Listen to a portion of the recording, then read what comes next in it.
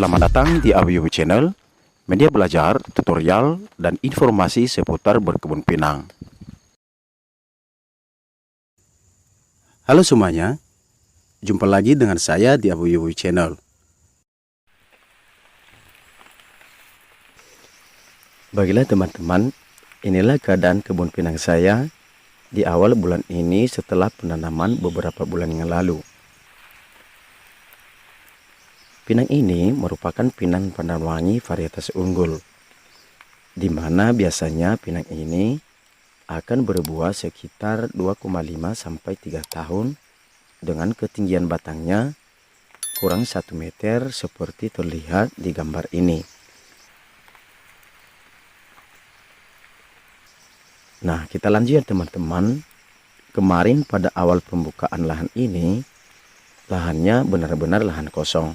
Sehingga saya tertarik mengolahnya untuk menanami pohon pinang dengan ukuran jarak 2,75 kali 2,75 meter berbentuk mata 5. Kebun saya ini seperti yang terlihat di video, baru saja selesai pembersihan gulma atau rumput dengan cara menyemprot dan juga dengan membabat secara manual. Nah, mudah-mudahan pinang saya ini 2 tahun atau sampai 3 tahun ke depan bisa menghasilkan buah. Oke, itu saja review lahan pinang saya. Untuk itu jangan di skip ya, silahkan tonton sampai habis.